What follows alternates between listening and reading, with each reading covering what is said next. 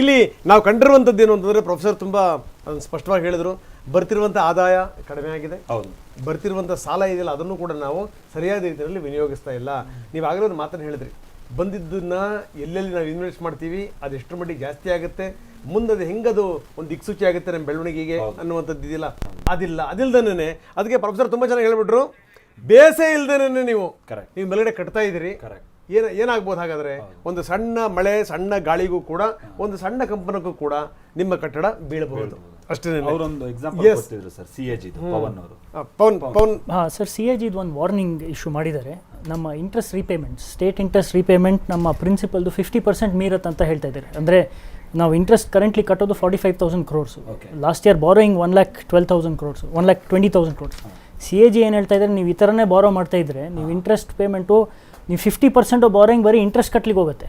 So ಇವಾಗ ನಾವು interest, salary, pension total ಮಾಡಿದ್ರೆ ಕಮಿಟೆಡ್ ಎಕ್ಸ್ಪೆನ್ಸಸ್ ಅಂತ ಹೇಳ್ತೀವಿ, ಅದು 60%. ಅಂದರೆ there is no flexibility to invest. So ನಾವು ಬಾರೋ ಮಾಡೋದು ಬರೀ ಇಂಟ್ರೆಸ್ಟ್ ಕಟ್ಲಿಕ್ಕೆ ಆಗ್ಬಿಡುತ್ತೆ ಸರ್, ಈ ತರ ಕಂಟಿನ್ಯೂ ಮಾಡಿದ್ರೆ ಪ್ರಾಬ್ಲಮ್. ₹1 ಅಂತ ಅಂದ್ರೆ ನಮ್ಮ ಖರ್ಚಲ್ಲಿ ಸರ್ 20 ಪೈಸಾ ಅಷ್ಟು ನಾವು ಇಂಟ್ರೆಸ್ಟ್ ಕಟ್ತಾ ಇದ್ದೀವಿ. ಹೌದು, 20 ಪೈಸಾ ಇಂಟ್ರೆಸ್ಟ್ ಕಟ್ತಾ ಇದೀವಿ. ಆದ್ರೆ ನಾವು ಬಾರೋ ಮಾಡೋದು 40 ಪೈಸಾ. ಸೊ 40 ಪೈಸಲ್ಲಿ 20 ಪೈಸಾ ಬರೀ ಇಂಟ್ರೆಸ್ಟ್ ಕಟ್ತಾ ಇದೀವಿ.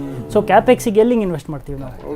There be a lot of pressure in 2025. S Bhaskar Rao ಇದ್ದಾರೆ, ಬಹಳ ಜನಗಳಿಗೆ ಗೊತ್ತಿಲ್ಲ ಏನಂದ್ರೆ ಅವರು ಅಕೌಂಟ್ಸ್ ಟೀಚ್ ಮಾಡ್ತಿದ್ದಂಥವ್ರು, ಎಕನಾಮಿಕ್ಸ್ ಟೀಚ್ ಮಾಡ್ತಿದ್ದಂಥವ್ರು ಮೇಷ್ಟ್ರು.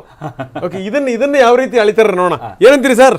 ನೋಡಿ, ನೀವು ಬಜೆಟ್ಗೆ ಇನ್ನೂ ಸರಳವಾಗಿ ನೋಡಬೇಕು ಅಂದರೆ, ಈಗ ತಾನೇ ಚರ್ಚೆ ಮುಖಾಂತರ ನೋಡಿದ್ವಿ ನಾವು, ಒಂದು ದೈನಂದಿನ ಖರ್ಚೆ ಮತ್ತು ಒಂದು ಮನೆ ಸೊತ್ತು, ಮನೆ ಒಳಗೆ ನೀವು ಊಟ ತಿಂಡಿ ಖರ್ಚು, ಬಾಡಿಗೆ ಖರ್ಚು ಒಂದು, ಇನ್ನೊಂದು ಫ್ರಿಜ್ ತೊಗೋಬೇಕು ಅಥವಾ ನೀವು ಏನಾದರೂ ಮನೆ ಒಳಗೆ ಏನಾದರೂ ಎಕ್ಸ್ಟ್ರಾ ಲ್ಯಾಂಡ್ ತೊಗೋಬೇಕು, ಕಾರ್ ತೊಗೋಬೇಕು, ಸ್ಕೂಟರ್ ತೊಗೋಬೇಕು. ಇಲ್ಲಿ ಏನಾಗಿದೆ, ಕಾರು ಸ್ಕೂಟರ್ ತೊಗೊಳ್ಳೋದು ಬಿಡಿ, ಈ ಮನೆ ದೈನಂದಿನ ಖರ್ಚಿದಲ್ಲ, ಇದರ ಸಾಲದ ಗಾತ್ರನೇ ಜಾಸ್ತಿ ಆಗ್ತಾಯಿದೆ ಅದಕ್ಕೆ. ಸೊ ಇದರ ಸಾಲದ ಗಾತ್ರ ಜಾಸ್ತಿ ಆಗುವಾಗ ಕೆಪೆಕ್ಸ್ ಇದಲ್ಲ, ಅದರ ಬಗ್ಗೆ ಗಮನ. ಸಿದ್ದರಾಮಯ್ಯನವರು 2094ನೇ ಇಸ್ವಿಯಿಂದ ಬಡ್ಜೆಟ್ ಮಂಡನೆ ಮಾಡ್ತಾನೆ ಬಂದಿದ್ದಾರೆ. If you look at all his budgets over there, it is a revenue intensive budget ಹೊರತು he has never been. Karnataka ಒಳಗೆ ಬಿಗ್ ಟಿಕೆಟ್ ಇನ್ವೆಸ್ಟ್ಮೆಂಟ್ ಎಲ್ಲೂ ಕೊಟ್ಟಿಲ್ಲ. ಬಟ್ ಇತ್ತೀಚೆಗೆ ಪೊಲಿಟಿಕಲಿಯಾಗಿ ಹೇಳಬೇಕು ಅಂದರೆ, ಅವ್ರು ಅಕಾಡೆಮಿಕಲಾಗಿ ಹೇಳಿದ್ರೆ, ನಾನು ಸ್ವಲ್ಪ ಅದಕ್ಕೆ ಪೊಲಿಟಿಕಲಿ ಆ್ಯಡ್ ಮಾಡಿಬಿಟ್ಟು ಏನು ಹೇಳ್ತೀನಿ ಅಂದರೆ, ಎಲ್ಲೋ ಅವ್ರಿಗೆ ಒಂದು ಭಯ ಶುರುವಾಗಿದೆ, ಈ ವರ್ಷದ ಬಡ್ಜೆಟ್ನ ಕೊಡ್ತೀನೋ ಇಲ್ವೋ, ಈ ವರ್ಷದ ಬಡ್ಜೆಟ್. ಸೊ ಚೆನ್ನಾಗಿ ಸಾಲ ತೊಗೊಂಬಿಡೋಣ. ಆ್ಯಂಡ್ ಲಾಸ್ಟ್ 3 ಇಯರ್ಸಲ್ಲಿ ಆಲ್ಮೋಸ್ಟ್ 4.6 lakh crores ಅವರು ಸಾಲಕ್ಕೆ ಆ್ಯಡ್ ಮಾಡ್ಕೊಂಬಂದ್ದಾರೆ. ಇವಾಗ 1,32,00,000 ಅವರು ಸಾಲ ಆ್ಯಡ್ ಮಾಡ್ತಾ ಇದ್ದಾರೆ. ಇದು ಯಾರು, who is going to pay this? And he is taking it to complete economic ಡಿಸಾಸ್ಟರ್ಗೆ ಮುಂದೆ ತೊಗೊಂಡ್ರೆ. ಸೊ ಕಂಪ್ಲೀಟ್ ಸಾಲದಲ್ಲಿ ಇದ್ಕೊಂಡು, ಮತ್ತು ಒಂದು 500 ಚಿಲ್ಲರೆ ಪ್ಯಾರಾಗ್ರಾಫ್ ಹೇಳಿ 3 ತಾಸು ನಿಂತ್ಕೊಂಡು ಹೇಳಿದಾರಲ್ಲ ಅಲ್ಲಿಗೆ. ಸಿ, ನಿಜವಾಗ್ಲೂ you have not addressed women, you have not addressed youth. ನೀವು ಸಬ್ಸ್ಟ್ಯಾಂಟಿವ್ ಆಗಿ ನೀವು ಏನು ಮಾಡ್ತೀರಾ, ಏನು ಒಂದು ಸ್ಕೀಮ್ ಇಟ್ಕೊಂಡು ನಾವು ಅದ್ರಲ್ಲಿ ಮಾಡ್ತೀವಿ, ಇದ್ರಲ್ಲಿ ಮಾಡ್ತೀವಿ ಅಂತ, it only remains on paper. And ಇವ್ರದ್ದು ಹಿಂದಿನ ಸ್ಕೀಮ್ಗಳು ತೆಗೆದು ನೋಡಿ ನೀವರೆಲ್ಲ, ನನ್ ಆಫ್ ದಮ್ ಯಾವುದು ಕೂಡ ಅನುಷ್ಠಾನಕ್ಕೆ ಬರದೇ ಇರೋಂಥದ್ದು. ಬಿಗ್ ಟಿಕೆಟ್ ಏನೂ ಇಲ್ಲ, ಸಾಲದ ಗಾತ್ರ ಮಾತ್ರ ಭಾಳ ಜಾಸ್ತಿಯಾಗಿ ಹೋಗಿದೆ. ಕೆಪೆಕ್ಸ್ ಮೇಲೆ ಏನೋ ಅವರು ಗಮನ, he is not a capex man at all over there. I don't know what professor would say that was there. ಇದು ಅವ್ರದ್ದು 94ಇಂದ ಹಿಡಿದು ಇದು 17ನೇ ಬಡ್ಜೆಟ್ ತನಕ ನೋಡಿ ಓವರ್ ದೇರ್. ಜನ ಹೇಳ್ತಾರೆ ಎಕನಾಮಿಕ್, ನಾನೊಬ್ಬ ಸಣ್ಣ ಆರ್ಥಿಕ ಶಾಸ್ತ್ರದ ಸ್ಟೂಡೆಂಟ್ ನಾನು, but I not seen him laying emphasis on ದೊಡ್ಡ ಒಂದು major one 10 lane highway from Bidar to Bangalore ಅಂತ ಇರೋದಿರಲಿ, ಅಥವಾ ಒಂದು ದೊಡ್ಡ ಬಂದರ್ಗಾಹ ಮಾಡೋದಂತ ಇರಲಿ, ಏಕಾಏಕಿಯಾಗಿ ಒಂದು 10 ಏರ್ಪೋರ್ಟ್ ಮಾಡಿಸ್ತೀನಿ ಅಂತ ಹೇಳಿ, ಅಥವಾ ಕಂಪ್ಲೀಟ್ ಆ್ಯಂಡ್ ಟ್ರಾನ್ಸ್ಪೋರ್ಟ್ ಡಿಪಾರ್ಟ್ಮೆಂಟ್ ಸರಿ ಮಾಡ್ತೀನಿ ಅಂತ ಇರಲಿ, ಅಂಥದ್ದು he has no capex mind. He is only a revenue driven person. Revenue driven ಅಂದರೆ, to tell you very frankly, ತುಚ್ಛವಾಗಿ ಹೇಳಬೇಕು ಅಂದರೆ, it's a very beggarly way of looking at ಸಂಸಾರ.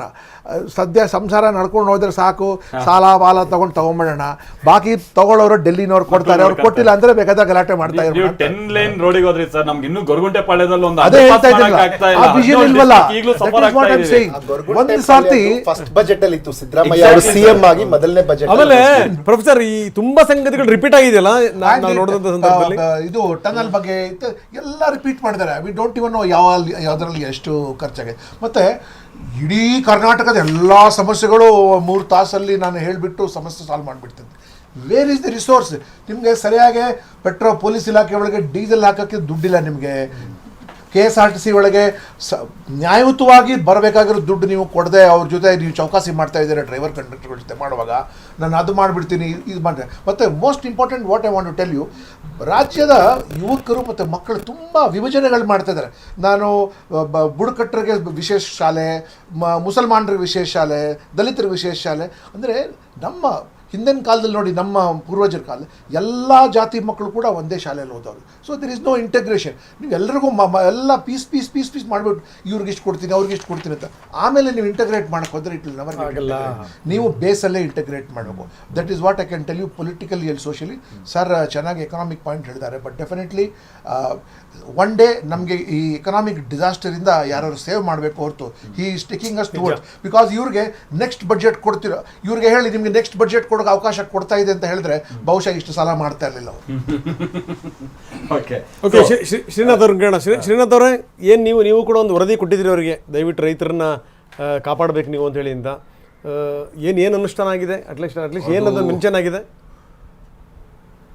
ಏನು 3 ಗಂಟೆಯಿಂದ ನಿರಂತರವಾಗಿ ಅವರು ಸಿದ್ದರಾಮಯ್ಯನವರು ಈಗಾಗಲೇ ವರದಿ ಒಪ್ಪಿಸಿದ್ದಾರೆ, ಇನ್ನು ಒಪ್ಪಿಸ್ತಾ ಇದ್ದಾರೆ.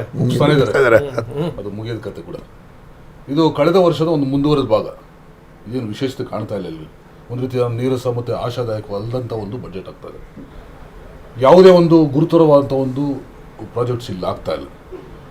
ಇಲ್ಲಿ ಹೇಳ್ಬೇಕಾದ್ರೆ ಪದೇ ಇಲ್ಲಿ ಆರ್ಟಿಫಿಷಿಯಲ್ ಟೆಕ್ನಾಲಜಿ ಅಂತಕ್ಕಂಥ ಪದ ನೀವು ಗಮನಿಸಿರ್ಬೇಕು. ತುಂಬ ಸಾರಿ ರಿಪೀಟ್ ಮಾಡಿದ್ರು, ತುಂಬ ಸರ್ತಿ ರಿಪೀಟ್. ಇವತ್ತು ಆಡಳಿತದಲ್ಲಿ, ಸರ್ಕಾರ ಆಡಳಿತದಲ್ಲಿ ವಿಶೇಷವಾಗಿ ಕೃಷಿ ಉತ್ಪನ್ನ ಮಾರುಕಟ್ಟೆಗೆ ಸಂಬಂಧಪಟ್ಟಂಗೆ ನಾನು ಹೇಳೋದಾದರೆ, ಇವತ್ತು ಕಂಪ್ಯೂಟರ್ ಒಂದು ಡಿಜಿಟಲೀಕರಣ ಆಗಿ ಸರ್ಕಾರದ ವ್ಯವಸ್ಥೆಯಲ್ಲಿ ಆಗಿ ಸುಮಾರು 25-30 ವರ್ಷ ಕಳೆದಿರ್ಬೋದು.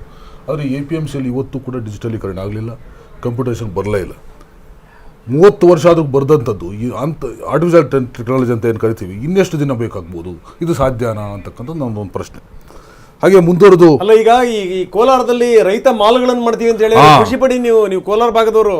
ಅದು ನಾನು ಸ್ವಾಗತ ಮಾಡ್ತೀನಿ ಆ ವಿಚಾರವಾಗಿ. ಆದರೆ ಮಾಲಿಂದ ಇಲ್ಲಿ ಉತ್ಪಾದನೆ ಆಗ್ತಕ್ಕಂಥದ್ದಕ್ಕೆ ಏನು ಕೊರತೆ ಇಲ್ಲ, ಅದು ಮಾಲ್ ಬೇಕಿಲ್ಲ. ಅದು ಇವತ್ತು ರೈತರು ನಮ್ಮ ಒಂದು ತಂತ್ರಜ್ಞರಿಗಿಂತ ಮತ್ತು ಏನು ಪದವಿ ಪಡೆದರೆ ಅಗ್ರಿಕಲ್ಚರ್ ಪದವಿ, ಅವ್ರಿಗಿಂತ ಬುದ್ಧಿವಂತರಿರ್ತಕ್ಕಂಥವ್ರು ರೈತರು ಇದ್ದಾರೆ.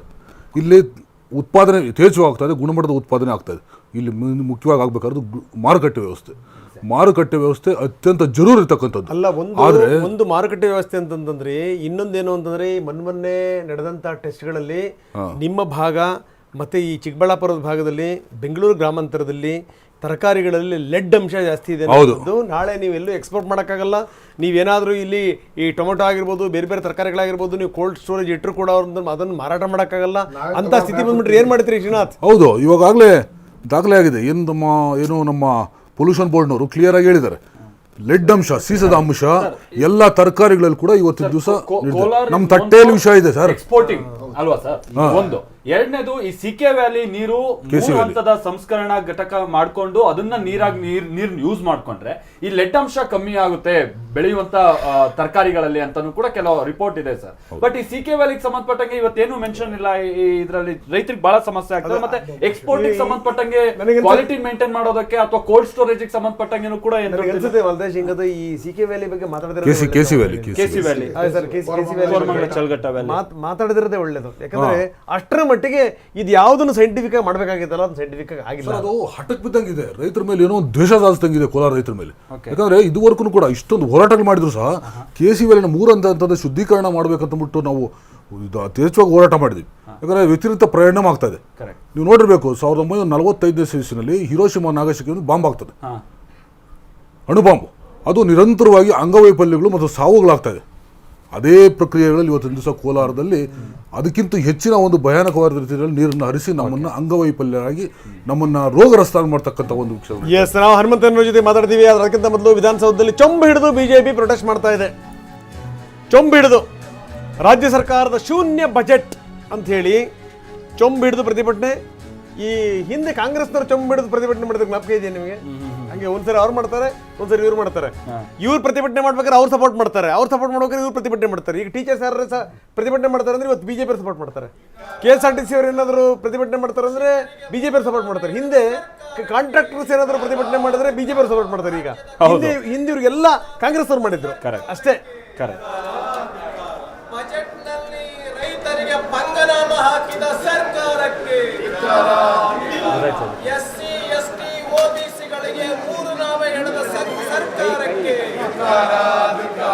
ಎಸ್ಸಿ ಎಸ್ಟಿ ಒಬಿಸಿಗಳಿಗೆ ಪಂಗನಾಮ ಹಾಕಿದ ಸರ್ಕಾರಕ್ಕೆ, ಅಭಿವೃದ್ಧಿಯನ್ನ ಶೂನ್ಯ ಮಾಡಿರುವ ಅಭಿವೃದ್ಧಿ ವಿರೋಧಿ ಬಜೆಟ್ ಸರ್ಕಾರಕ್ಕೆ, ಅಭಿವೃದ್ಧಿ ವಿರೋಧಿ ಬಜೆಟ್ ನೀಡಿದ ಸಿದ್ದರಾಮಯ್ಯ ಅವರಿಗೆ, ರಾಜ್ಯದ ಯುವಜನತೆಗೆ ಮೋಸ ಮಾಡಿರುವಂತಹ ಕಾಂಗ್ರೆಸ್ ಸರ್ಕಾರಕ್ಕೆ, ರಾಜ್ಯದ ಯುವಜನತೆಗೆ ಮೋಸ ಮಾಡಿರುವಂತಹ ಕಾಂಗ್ರೆಸ್ ಸರ್ಕಾರಕ್ಕೆ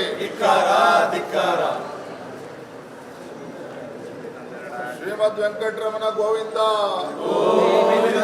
ಶ್ರೀಮದ್ ವೆಂಕಟರಮಣ ಗೋವಿಂದ. ರೈತರಿಗೆ ಪಂಗನಾಮ ಹಾಕಿದ ಸಿದ್ದರಾಮಯ್ಯ ಬಜೆಟ್ಗೆ, ರೈತರಿಗೆ 3 ನಾಮ ಹಾಕಿದ ಬಜೆಟ್ ಸರ್ಕಾರಕ್ಕೆ. ಸೊ ಇದು ಬಿಜೆಪಿ ಈ ಬಜೆಟ್ ಅಲ್ಲಿ ಏನೂ ಇಲ್ಲ, ಇದೊಂದು ಶೂನ್ಯ ಬಜೆಟ್ ಅಂತ ಹೇಳಿ ಚೊಂಬಿಡ್ಕೊಂಡು ಪ್ರೊಟೆಸ್ಟ್ ಮಾಡ್ತಾ ಇದ್ದಾರೆ.